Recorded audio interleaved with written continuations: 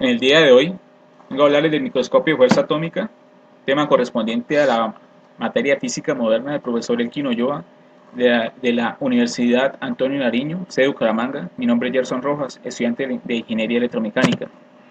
Empecemos diciendo que es el microscopio de fuerza atómica o por sus iniciales AFM. Él está basado entre un contacto mecánico entre la punta y la superficie de la muestra a estudiar.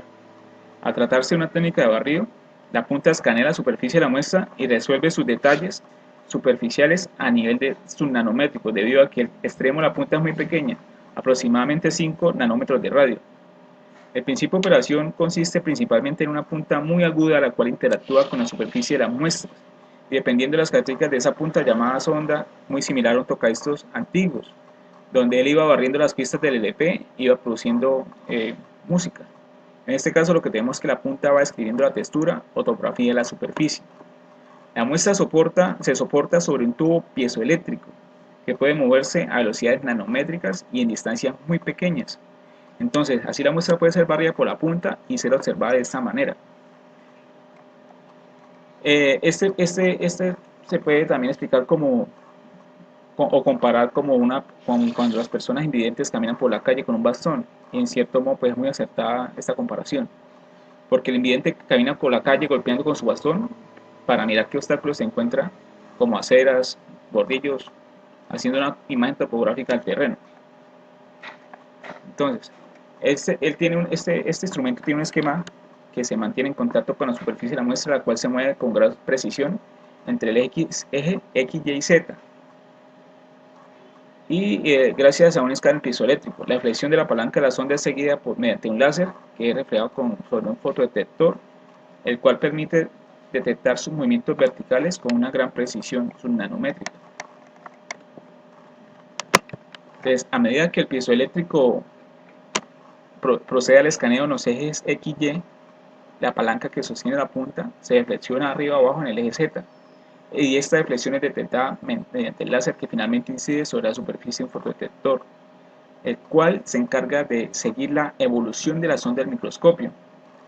El piezoeléctrico es encargado del escaneo que está situado debajo de la muestra, aunque existen ciertos modelos de microscopio en los que la sonda es la encargada del escaneo y del escaneado y la muestra permanece inmóvil durante el proceso. Los piezoeléctricos instalados en los microscopios de fuerza atómica recientes permiten escanear zonas superficiales desde cientos de nanómetros cuadrados hasta áreas de 200 micras de lado. En su forma topográfica, la sonda se encuentra en contacto estrecho con la superficie de la muestra, manteniendo una deflexión de la palanca constante. Esto es aplicando una fuerza vertical sobre la muestra. A partir de este momento, en este momento inicial de contacto, el sistema de retroalimentación mantiene esta flexión invariable, mientras la sonda escanea la superficie de la muestra en el plano XY mediante el movimiento piezoeléctrico en el eje Z. Esta respuesta del eje Z del piezoeléctrico corresponde a la topografía de la muestra. Entonces, aquí podemos ver que en el modo A de contacto, la sonda en contacto estrecho sigue la superficie de la muestra, mientras el lazo de retroalimentación mantiene la flexión constante de la palanca. En cambio, en el modo B, que es el contacto intermitente, la sonda oscila de manera sinusoidal en el eje Z y solamente contacta con la muestra de manera esporádica. Este lazo de retroalimentación actúa no sobre la deflexión de la palanca, sino sobre la amplitud de la oscilación. Esta magnitud es registrada por el fotodetector mediante el seguimiento del movimiento láser sobre el mismo. En este sistema permite obtener imágenes de máxima resolución, pero debido a que este contacto tan directo entre ambas superficies puede resultar agresivo y deformar la superficie de la muestra, creando desperfectos superficiales topográficos de todo tipo. El radio de la punta aumenta rápidamente debido a las fuerzas de fricción establecidas durante el escaneo, y esto conlleva una degradación paulatina de la calidad de las imágenes. Debido a estas condiciones, el modo de contacto está indicado solamente para la obtención de imágenes en las que la resolución vertical es fundamental, particularmente en casos en que las medidas se realicen sobre materiales duros, polímeros como los metales, los óxidos, o bien ciertas muestras biológicas muy determinadas que presentan una ordenación superficial por ejemplo los cristales de proteínas en 2 dimensiones o canales iónicos en membranas celulares.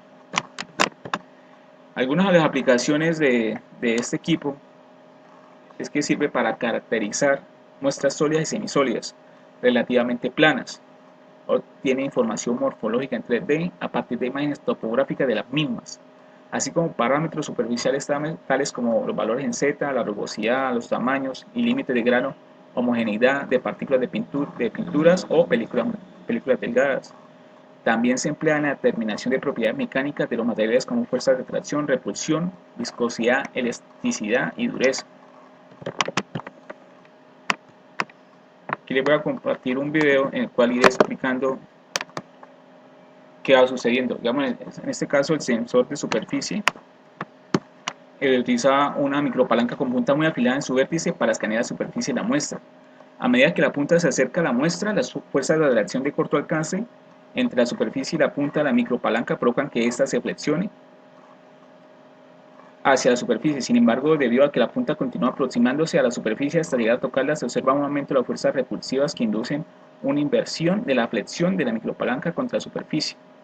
Este otro método de detección él emplea un haz de láser para detectar desviaciones en la micropalanca hacia o contra la superficie, haciendo reflejar el haz incidente en la parte superior plana de la micropalanca, y cualquier movimiento de la micropalanca producirá pequeños cambios en la dirección del rayo reflejado. Empleando un fotodiodo sensible a la posición, se pueden monitorizar estos cambios de posición. Así, si una punta del equipo pasa sobre una superficie elevada, la flexión contra la superficie de la micropalanca resultante se registra por los cambios de la posición del láser medios en el fotodiodo sensible a la posición.